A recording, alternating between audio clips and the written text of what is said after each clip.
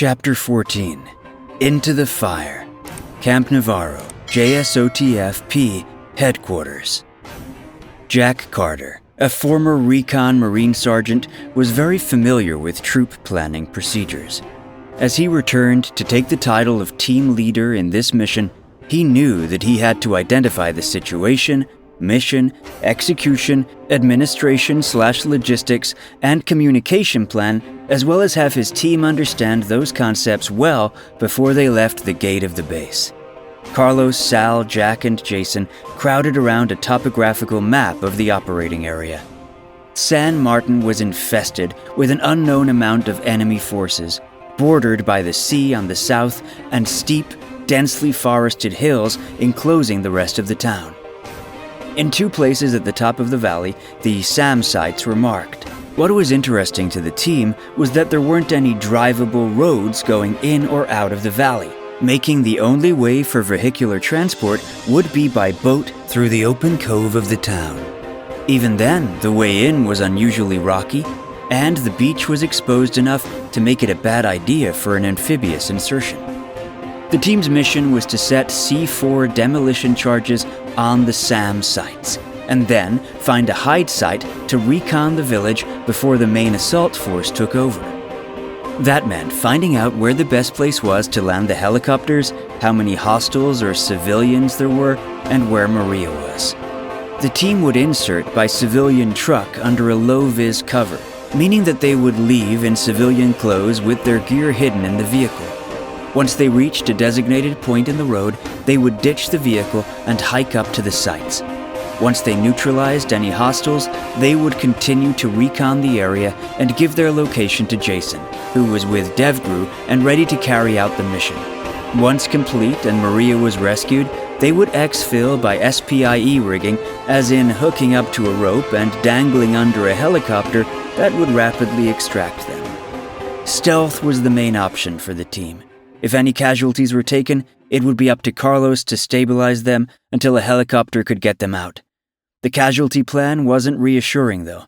If any of them got hit, the team's mission would be an instant failure.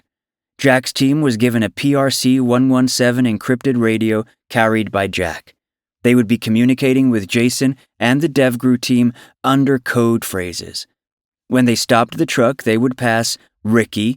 Once they got care of the first SAM site, they would pass Fred, and then they would go on to set charges of the second site, passing Ethel, and when they found Maria, they would pass Lucy over the radio. Jason, along with the DevGru team, held the radio call sign Trishula Actual. Jason had come up with it as a bit of a joke, and the similarities between the fabled Trishula and the common name of the SEAL badge, Trident. "What's our call sign?" Carlos asked the group. Jack pondered. He thought about what they were doing, going after a woman who was going after a treasure. He also remembered that Major Flores had told him that their treasure raider fantasy had to end. "Raider Actual," Jack said with authority. The other two didn't protest. Once the plan was finalized, Jason met with the DevGru commander for their strategy discussion. Jack's team headed to the gear room, where they equipped themselves with plate carriers, ops core helmets, a fully stocked med bag for Carlos, 2 AMP-24 assault backpacks for Jack and Sal, containing all necessary gear, and quad-tube panoramic NVGs to attach to their helmets. They decided on suppressed MK-18 rifles with holographic sights and PEQ-15 infrared lasers for their primary weapons, replacing their 5.7 pistols with Sig Sauer P226s. Sal, having experience as a designated marksman, chose the M110 SAS with a thermal scope for extended range compared to the standard rifle. After they staged their gear, Jason halted Jack while the other two went to rest up before it was time to go. "I know this operation means a lot to you," Jason said, heart to heart. "You're in a whole new world right now. It's a dangerous game, but a sharp mind will keep you calm and cool when you are going through hell. But it will be your inherent heart that will make you push through the hell and get you and your boys on the other side." Jack realized the speech he was making was very similar to Andre's. He was starting to piece together that maybe they knew each other. Jason looked at the cross on Jack's chest. He smiled and then pulled out a Smith & Wesson M1917 revolver that was solid black, yet had a distinctive red cross from the Knights Templar on the glossy redwood handle. Inside, there were 6 .45 ACP rounds, ready to pack a little extra punch if he needed. God's favor is more than enough, but it also helps to have a little more visceral protection, Jason winked. But please, use them sparingly. Jack held the weapon in his hands. It felt good to him. While a bit heavier than a P226, he could feel the power and the history of this weapon. He kept it wrapped in a cloth and stowed it in his pack. It gave him a little extra sense of security before going out on what was otherwise a suicide mission. It had been an incredibly grueling day, marked by a near-death experience, Maria's abduction, a high-speed chase, witnessing a life being taken, and having to take a life himself, followed by arrest and release by his own government. Jack was utterly drained, both mentally and physically. He retreated to a small barracks room furnished with 2 double bunk beds. Carlos and Sal were fast asleep, with Carlos experiencing the occasional twitch on the lower bunk. Jack ensured that all his gear was meticulously prepared before summoning every ounce of his strength to climb onto the top bunk. His mind was consumed by the memory of Maria's infectious smile and graceful presence. He clung to hope, silently praying that he could save her.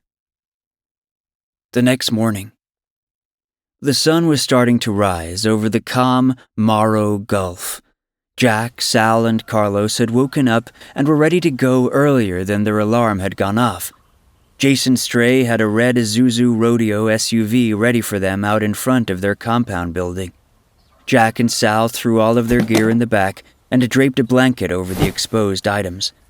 Carlos went to the base's store to grab some energy drinks and food for their nearly 7-hour car ride across the island.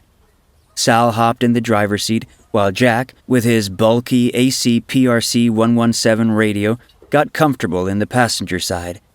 Jack went to do a radio check with Jason to make sure that the communication was working. Trishula Actual, this is Raider Actual, radio check, over, Jack said over the earpiece. Lima Charlie, Jason replied. Before Carlos could get in, Sal turned to Jack. I've seen you come a long way, man. There's no way in hell I would have been okay with taking orders from any other rookie, Sal spoke to Jack earnestly. But I know we are doing this for a good reason, and I want you to know that I, along with Carlos, are putting our lives in your hands. Jack understood the gravity of this situation. They were operating outside the relative safety of the Boone Tactical Company and the United States Armed Forces. As soon as they left the gate, Raider Actual would be on their own. Jack would have to dig deep into his leadership skills if he was to get these men out alive. He didn't say anything back to Sal, but tapped his shoulder and gave a slight head nod in understanding the weight of his responsibilities. Carlos got in with bags of both Filipino and American snacks. He handed some Cobra Plus smart energy drinks to Sal and Jack before digging into some Turon he bought from some street vendors. Jack looked back at Carlos, stuffing his face. What? I'll burn it off anyways. I gotta fuel up, though, Carlos defended. Just save some for the rest of us, Sal said, shifting the SUV into drive. Jack promptly informed Jason that they were on the move. Their journey led them through the narrow, labyrinthine streets of Zamboanga City, where motorcycles and cars weaved through the roads with the precision of well-oiled yet somewhat chaotic machines. The cityscape was a blend of solid gray walls adorned with graffiti and rustic iron gates guarding various buildings, some with adobe roofs and vibrant colors, while others were encased in robust cubic concrete. With the sun gradually rising, the team observed a vibrant scene of men, women, and children bustling about the town, relishing outdoor markets and strolling through the streets. Unbeknownst to any of these civilians, Jack's team was engaged in a covert mission with high stakes. They pulled onto the AH-26 highway. The urban jungle of the city dissipated into the fields with only rural farmland and small huts sprinkled out on the side of the road. The team took turns every 2 hours, either driving, operating the radio, or sleeping in the back until they fueled up in Pagadian City. From there, they continued on the AH-26 until they reached the autonomous region of Muslim Mindanao. Jason had briefed that the San Martin was deep in the autonomous region, an area that was diplomatically separate from the rest of the archipelago. This made the mission even more complicated, as the area's government was not informed that American or Filipino armed forces would be present. If this mission failed, the diplomatic repercussions would be felt throughout the Muslim world, creating a bad image for both the United States and the Philippines, and potentially emboldening more extremists. As they passed the border into the autonomous zone, their nonchalant road trip attitude turned serious. While the civilians moving around their farmland didn't pose a threat, it was the possibility of hidden scouts or roving patrols inside the autonomous zone that could get them caught instantly. As they reached the designated location, they pulled off to the side of the highway, which was filled with overhanging foliage between the mountains. Sal turned off the engine and cut the lights so that the only sounds were the singing insects of the jungle. At this point, the sun was starting to set, giving the team some slight visibility before starting their covert dismounted patrol to the area of operations. "Trishula Actual, this is Raider Actual. I pass Ricky," Jack said over the radio. Once Jason confirmed their radio call, the team exited the vehicle, each member covertly gripping their pistols, and they immediately established a security perimeter around the SUV. Despite being in civilian attire as adventurous backpackers, the team was ready to conceal their weapons and assume a non-threatening demeanor if any passing cars posed no threat. With no immediate danger in sight, Carlos distributed a large civilian backpack containing their combat gear to each team member. They then collectively transported all their equipment into the jungle and began their ascent up the mountain. As they continued to hike up the steep jungle, clouds started to roll through the mountain, bringing dense, oppressive rain down into the jungle. The sound of the water pattering on the leaves increased the natural ambience. With the nightfall and the rain, the team had an advantage in their infiltration. Jack, upon locating a spot with thick vegetation at the midpoint of the mountain, discreetly directed the team to establish a compact patrol base. At this point, they proceeded to equip themselves with their helmets, plate carriers, equipment packs, and rifles. As the sun descended, casting them into darkness, they affixed their panoramic NVGs to their helmets and concealed the civilian bags in the shrubbery. With their preparations complete, they regrouped into a V formation, facing the mountain's peak. Jack did another radio check to proceed with the mission. He made sure that both Sal and Carlos were good to go with a single silent head nod. Each of them flipped down their panoramic night vision goggles, illuminating the area for each of them in a light green hue as the darkness overtook the jungle. Jack had usually worked with the PVS-14S NVGs during his time as a Recon Marine. They were dual-tubed, which felt like he was looking through 2 toilet paper rolls. With the use of 4 tubed sights, his field of vision grew wider, increasing his situational awareness in the darkness of the rainy jungle. They flipped on their PQ-15 infrared IR lasers from the side of their rifles, making each of them see a solid green line extending out from their barrels that only those in NVGs could see. They moved through the jungle slowly and steadily, constantly on alert to any possible ambushes, roving patrols, and even dangerous animals that could compromise the mission. Jack only allowed slight crunches of the leaves and trees under his feet and focused his breath control to be able to hear beyond the rain and jungle ambience around him. Sweat had consumed their faces and mixed with the rain that soaked the trio as they scaled the increasingly steep and slippery mountain. The team had progressed slightly beyond the halfway point of their ascent up the mountain when they suddenly heard voices. Jack swiftly signaled for everyone to stop, and they immediately dropped to a kneeling position amidst the foliage. In their concealed vantage point, Jack noticed a 6-foot overhanging dirt cliff with a tree that had split into a V shape at the top. The entire team remained motionless and silent as a man approached, walking between the separated trunks of the tree, seemingly preparing to urinate off the cliff while carrying a QBZ-191 assault rifle slung across his back. Jack surmised that the sentry they had encountered seemed to have recently awakened, evident from his lack of alertness. This suggested that the guard shifts would likely change as the day transitioned into night. Sal made eye contact with Jack, and Jack responded with a subtle nod of his head. In response, Carlos and Jack stealthily shifted to the left side of the overhanging cliff, keeping their weapons trained on the sentry's rear to ensure there were no other individuals nearby.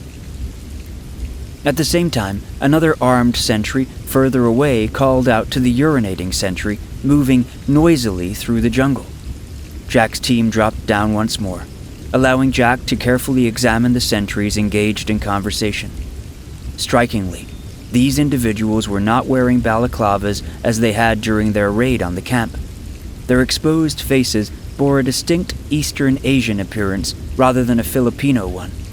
Furthermore, their gear appeared to exhibit a higher level of professionalism compared to the typical attire of the Abu Sayyaf militants. This raised several perplexing questions in Jack's mind. Could it be that they were not dealing with Islamic militants? Were these, in fact, Cody's men? While Jack had initially considered the black-clad operatives exiting the helicopter to be affiliated with Cody, he now speculated that Cody had also dispatched another group to deal with the SAM sites. Carlos positioned his rifle on the other sentry, but he lost his footing, slipped in the steep mud, and planted his face into the side of the hill, rustling the bushes. The sentries tried to react to the noise, but Sal squeezed off a round to the urinating sentry's head with a suppressed crack, while Jack brought up his rifle and fired another suppressed 2 cracks to the chest of the other sentry. Sal moved to them while Jack helped Carlos up. "You good, bro?" Jack whispered. "Yeah, I think my ego is bruised, though." Carlos grabbed Jack's hand and got up. Sal took point and set security. After a while of letting the rain pelt the trees, they continued to move. Jack took a look at one of the fallen sentries to get a better look at what they were up against. The fallen sentry carried plenty of fully stocked magazines for his rifle, but what was peculiar to Jack was a familiar-looking bag attached to the sentry's belt. He pulled out the contents, only to find a pair of night vision goggles with a head-mounted strap attached to the device. "Who are these guys?" Jack asked himself. At the summit of the hill, there was a clearing amidst the vegetation. In the clearing stood a large metal box with a turret at the top carrying 8 missiles. 2 tents and 4 other sentries looked like they were either getting ready for bed or standing lackadaisically around at their guard post. Jack and his team leaned into the concealment of the vegetation and studied the area. "SAM Site 1, I passed Taurus," one sentry spoke into a large handheld radio. It was the only English that Jack heard from the sentries and had guessed that they were keeping constant radio chatter with the village. So, if they were to take them out, he would have about an hour before they would notice that something was up. Jack motioned for Carlos to take one out, while Sal would get 2. Jack set his IR laser pointer on the radio operator. Jack whispered a silent countdown. 3, 2, 1. And the team synchronized their suppressed weapons, simultaneously firing off rounds. It was essential for Jack to exercise caution, as suppressed firearms, although significantly quieter than unsuppressed ones, still generated audible sounds. The muffled shots reverberated in the night air. Their actions drew the attention of 2 additional individuals emerging from nearby tents, reaching for their rifles. However, before they could react further, the trio acted swiftly. With precision, they delivered double shots to the newcomers, ensuring that their targets remained incapacitated, lying still on the ground. Jack hoped that the rain drowned out the noise, not alerting the other SAM site. He took the radio off of the dead sentry while Sal placed the first charge at the base of the turret. Jack took a second to look over the dead bodies. He wasn't discomforted at the fact that he just sealed the fate of these men to lie in a pool of blood being washed away by the rain in the middle of the jungle. It was the fact that he didn't want that same fate to happen to his brothers in arms, or Maria. After passing Fred to Jason over the radio, they continued to covertly hike just below the ridge line of the hill, a technique used to conceal their silhouettes and provide cover from the village to the next SAM site. As they approached the next clearing, Jack was the first to notice a crunching of other bushes. Jack swiftly signaled the team to halt and to take cover. The dense foliage of the overgrown bushes concealed Jack's position, granting him a vantage point to observe a patrol of 6 individuals moving along the ridgeline, holding their weapons in a low, ready position. Jack suspected that they had likely heard the gunshots from the other SAM site, which prompted their presence. Through their night vision goggles, the team could discern the presence of laser designators and infrared patches on the sentries. To Jack, Sal, and Carlos, this indicated that all the sentries possessed night vision capabilities. This was an unprecedented development for the team, as they had never encountered an opposing force with the ability to operate effectively in the darkness. The trio shared the growing realization that their mission was about to become considerably more challenging. Sal positioned his marksman rifle on the last person in the patrol. That gave Carlos and Jack the idea to follow 2 others. If they shot once, then they would have to shoot the others in quick succession using as few bullets as possible. 3, 2, 1, Jack whispered. The shots cracked off, dropping those in their IR sights. The other sentries reacted to the contact, positioning their weapons toward them. Sal and Carlos shot the other 2 before they could get to cover, but Jack had no such luck, hitting the tree next to the sentry. The sentry took cover and tried to fire off a round at Jack, exposed amongst the brush and without any cover. The sentry's skull was punctured by Sal's bullet. Sal lowered his rifle and nodded at Jack. Jack nodded back in thanks. As they approached the second SAM site, they encountered an additional 3 sentries who were posted to safeguard the missiles. Jack, Carlos, and Sal assumed a horizontal formation behind the cover of trees, preparing to launch an ambush on the enemy sentries. However, the situation took a sudden turn when the sentries, who were also equipped with night vision goggles, swiftly detected the infrared laser designators emanating from the trio's rifles. The sentries reacted by reaching for their rifles and aiming toward the tree line where Jack, Carlos, and Sal were concealed. Before the sentries could react further, the trio opened fire with their suppressed weapons, discharging rounds in rapid succession, successfully eliminating the threat. "Damn it, that was close," Carlos whispered. "Yeah, we gotta switch off our lasers," Jack ordered. "I gotta pass to Jason that these guys mean business," he continued. "Shut up, guys," Sal whispered assertively. "Talk when we get to a good hide site." Jack and Carlos secured the area, while Sal set the next charge. After passing Ethel to Jason, they moved down the mountain and into the valley overlooking the abandoned colonial port town. When they reached the tree line at the base of the hill going down into the valley, Jack and his team were hit with a foul stench. They looked for a good hide site, trying to find dense foliage to conceal their position, but also a place to provide a good viewpoint over the town. Carlos noticed a large hole, just deep enough that the dirt could provide cover, but they could also jump out at a moment's notice. Carlos waved at Jack and Sal over into the hole, yet when he reached his leg to step into the hole, he noticed that the ground was uneven. Both Sal and Jack noticed that the dirt in the hole was also rough and lumpy, as well as an unusually strong stench.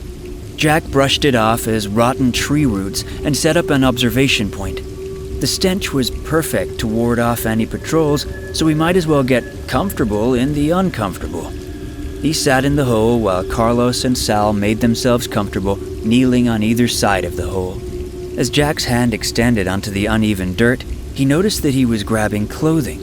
He aimed his panoramic NVGs toward what his hand had touched, only to find a human arm. Stunned, he pulled the arm out of the mud. The arm revealed a hand, and then a body of a mud-covered woman. Sal noticed and found another hand in the mud. The hand was connected to a man. Eventually they realized that they were sitting in a half-buried mass grave. Jack had to contain his feelings of repulsiveness and study the situation. Who were these people? Victims of Islamic extremism? Or somebody else? His question was answered when he noticed a piece of fabric in the mud. When he pulled it out, it revealed the dirt-coated flag of Abu Sayyaf. This confused Jack immensely. Who were these people? Did Cody Armano betray the militants? It was believable that the intelligence he received before going on this mission wasn't completely accurate. It was the beast of the intelligence cycle, after all. But a new enemy changed the game. Islamic militants had the bare minimum training and equipment and relied solely on their strength in spirit to win a fight. These new guys were much more heavily armed and technologically advanced. Jack gathered Carlos and Sal. None of them could take hiding in a mass grave for long, so he pulled his binoculars out and looked for an urban structure somewhere in the lit village. San Martin appeared similar to many other port towns that had been colonized by Spain. The town was laid out in a grid pattern, with the rocky cove situated on the opposite side of the town from where the trio was standing. The main roads in the town all converged at a large central plaza. On the north side of this plaza, the church rose as the tallest structure in the town, with a large bell tower located just a few feet away from it. The buildings surrounding the church had a classic Spanish architectural style, featuring red adobe tile roofs, second-story balconies that offered views of the beach and the jungle, and cobblestone streets lined with narrow doors and arches at the base of the buildings. Now, through time and conflict, these once picturesque views gave a more haunting experience, as bullet holes and bombs carved out much of the town. At night, the streets were lit by large commercial stage lights, most likely brought in by Cody Armano's men. Even the wall, which historically kept invaders like Jack's team out, had been blown away. It created multiple points of entry for the trio, but was still guarded by roving spotlights perched atop the second-story balconies of the old Spanish structures. From Jack's observation, he deduced that no spot on the mountain would be suitable for good reconnaissance over the village. They would have to go inside the town, which was incredibly risky. The rain was starting to drizzle, while the portable lights, carried in by whoever Cody was with, had increased the team's ability to be spotted. He gathered his team and whispered to Sal to provide cover with his rifle until he and Carlos reached the blown-out wall. Once they set in, they provided cover for Sal to move to them. Jack saw an open door in a building across from their cover. On the other side of the street, though, were two men, outfitted with body armor and helmets, and armed with QBU-88 sniper rifles on the second-story balcony of the building. They were spotters, and if Jack engaged them, many more would be alerted to their presence. So, he whispered to his team to sprint on his go and stack up on the right side of the adjacent building's doorway. As soon as the sniper sentries were distracted by their boredom and turned to walk across the balcony away from the team, Jack, Sal, and Carlos hustled over to the right side of the door. With Carlos closest to the door, Jack behind him, and Sal as the last man covering the rear of the entry, Jack nudged Carlos's shoulder and they moved in before any sentry spotted them. They swept the building under their night vision. It looked like they came in through the side door of an abandoned shop. The team had to move quickly, though, since the windows of the shop were blown open, exposing them to possible sentries. Luckily, a set of stairs led to the second floor. Jack, Carlos, and Sal wasted no time tactically moving up the stairs with speed and silence. A locked wooden door stood in the way of the team getting access. Carlos looked at Jack, who ordered him to breach it. Carlos rammed his boot closest to the side of the brass knob, and the wooden door burst open. Jack followed through the door into the dark room, but was stopped by a sentry kicking his rifle out of his hands. When Sal moved through the door, he too was tackled by another sentry. Carlos couldn't make out where anybody was in the pitch-black room, even with his NVGs on. Jack saw that his opponent was lifting his rifle to fire at him within a split second, so instead of going to his secondary pistol, he tackled the enemy sentry to the ground and pinned the rifle from the enemy's hand. Jack felt a fist punch him in the face, so he returned a fist into the man's face as well. Then the sentry, laying on his back with his legs raised and feet planted on the floor, bucked Jack forward. Jack outstretched his hands and arms on the ground on each side of the sentry's head to keep him balanced. The sentry then wrapped his arm around Jack's and put leverage into the arm, making Jack fall to the side and put the sentry on top. The sentry pulled a knife out of his tactical vest and tried to drive it into Jack's face. He almost reached Jack's eye, but Carlos tackled the man away from Jack. The knife barely grazed the bridge of Jack's nose, which left him with a cut, but he was able to get up and sling his rifle back into his hands. Carlos was also having difficulty with the sentry, who put him in a headlock and was about to place his knife into Carlos's throat. Jack got in close and slammed the butt of his rifle into the skull of the sentry, effectively knocking him unconscious. Jack didn't want to shoot him. Even the suppressed round would echo in the room and alert the snipers on the other side of the street. Jack turned to help Sal, who had rolled back down the stairs with the other sentry. Jack went to check out the fight, only to see Sal putting the sentry into a rear blood choke, making this opponent pass out. "Thanks for the help," Sal whispered sarcastically as he dropped the sentry. "You could hold your own," Jack whispered with a smile. "It was Carlos who was messing around." "Shut up. You got your ass kicked too," Carlos defended himself. "If we get back from this, I'm teaching you numbnuts how to fight," Sal whispered, ending the banter as Jack got his team back into a tactical mindset. Jack noticed that there was a door to the second-story balcony overlooking the same direction as the other snipers across the street. The difference was that there was a bombed-out hole through the roof, allowing the team access to the top of the building. As they crept along the balcony, Jack got down on one knee and cupped his hands to help Carlos and Sal onto the top of the roof. Carlos grabbed Jack's hand to lift him up as well. The adobe-tiled roof had an angled design that allowed the peak of the roof to offer sufficient cover and concealment for the team, enabling them to crawl across the extensive set of buildings without drawing the attention of any sentries on the balconies. The team proceeded cautiously, moving slowly and carefully across the roof. Crawling served a dual purpose. It helped distribute their weight across the aging and noisy roof, and it concealed their silhouettes, making it more challenging for anyone to detect their presence or hear their movements as they approached the church. The other end of the roof they were low crawling towards covered another balcony, which overlooked the church and the rest of the plaza. The large stage lights illuminated the plaza outside the church and made the rooftop where the team was more visible. Jack was the first to grab a hold of the roof and swing into the room under him, crashing onto the floor as silently as he could. Luckily, the room was empty. Carlos and Sal followed suit, and they secured the room to be the observation point. Jack pulled up his NVGs and reached into his bag to grab the binoculars. Sal found a table and moved it to an adjacent window. He took his helmet off and laid it on the table. Then, he set his marksman rifle on the table, unfolding his rifle's bipod to provide stability for his weapon as he laid on top of the table to provide stable marksman overwatch from the second-story building they were in. Both Jack and Sal stood about 4 feet away from the window to prevent any glint from the reflective scope and binoculars from being seen. The plaza, which probably housed the markets or festival center where the people of the village would gather together, was now used as a staging area for 4 armored personnel carriers. The sentries were now pouring out from the old buildings for patrolling. Jack estimated around 75 fighters in total took over the town, yet there was still no sign of Maria.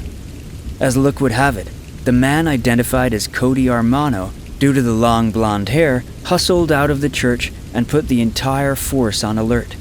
Jack and his team were close enough to hear Cody yelling at the armed sentries, "Maria is missing!" Jack was somewhat relieved, but he had to make a critical choice. If he confirmed that Maria was still in the area, Jason's task force would put boots on the ground and fight to take the town.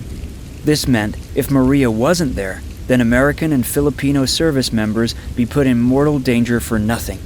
Yet if he called it off, Maria might be caught and executed, if not worse.